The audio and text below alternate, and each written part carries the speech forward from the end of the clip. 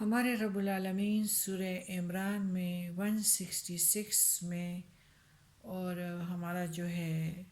پھر تفسیر ذرا لمبی ہو جائے گی تو انشاءاللہ اس کا کچھ آدھا حصہ اس میں بیان کرتی ہوں 167 کا عبد فغو تک۔ ہمارے رب العالمین 166 میں وما اصابکم یوم التقى الجمعان فبإذن الله وليعلم المؤمنين وليعلم الذين نافقوا وقيل لهم تعالوا قاتلوا في سبيل الله أو ادفعوا۔ ترجمہ: اور جو کچھ تمہیں پیش آیا ہے اس دن جب دو فوجیں ملی، سو اللہ کے حکم سے تاکہ ایمان والوں کو معلوم کر لے، اور تاکہ انہیں معلوم کر لے جو منافق تھے، اور انہیں کہا گیا کہ آؤ اللہ کی راہ میں لڑو اور دشمن کو دفع کرو۔ یوم التقى الجمعان یعنی جس دن دو فوجیں ملی،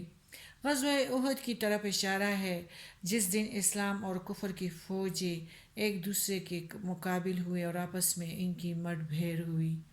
اللہ ہر چیز پر قادر ہے، اسے تمام کائنات پر مکمل اختیار حاصل ہے، فتح و شکست اس کے ہاتھ میں ہے۔ جنگ احد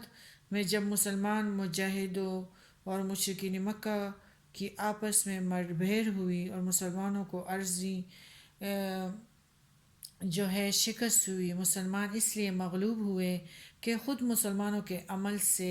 صورتحال ایسی پیدا ہو گئی تھی کہ انہیں مکمل غلبہ عطا کرنا مشیت الہی کے خلاف تھا۔ جو کچھ ہوا اللہ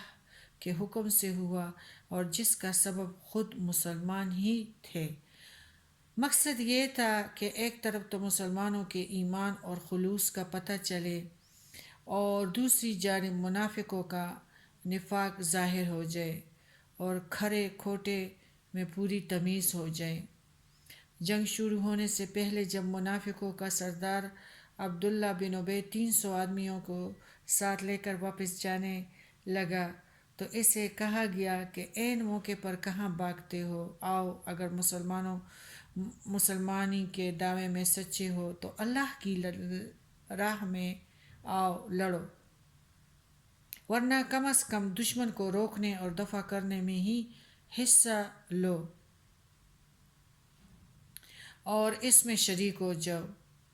تاکہ ہماری فوج کی کثرت کا رعب دشمن کے دل پر پڑے، اور اگر خدا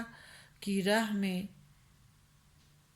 دین اسلام کی خاطر نہیں لڑتے تو کم از کم جذبہ وطن خدمت قوم یا اپنے مال اولاد کی حفاظت کے لیے ہی دشمن کو روکنے میں مدد دو۔ اگر دشمن کو فتح نصیب ہو گئی، عبداللہ بن ابی کو مسلمانوں نے کہا، تو وہ پھر سب سے انتقام لے گا، خدا کرے منافق ہو، خدا کرے ایماندار ہو، اور وہ کسی کو آپ تو دیکھتے ہیں تو باستغفر اللہ تعالیٰ ہمارے پاکستان کو بچا کے رکھے، سارے ممالکوں میں دشمن کیسے بچوں کو ذبح کر رہے ہیں، عورتوں کو ذبح کر رہے ہیں۔ تو مسلمانوں نے بھی منافق کو کہا کہ اگر دشمن کو فتح نصیب ہو گئی تو وہ سب سے انتقام لے گا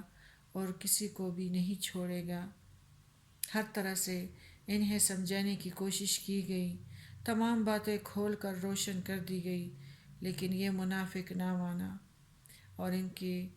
دل کا کوڈ ظاہر ہو گیا۔ عبداللہ بن ابی اپنے ساتھیوں کو لے کر واپس لوٹ آیا اور مسلمان جنگ کے لیے آگے بڑھ گئے۔ وہاں جو کچھ پیش آیا وہ پہلے بیان میں کر چکی ہوں۔ عبداللہ بن ابی نے ان تمام نصیحتوں پر جو منافقانہ جواب دیا وہ بھی میں ابھی بیان کرتی ہوں۔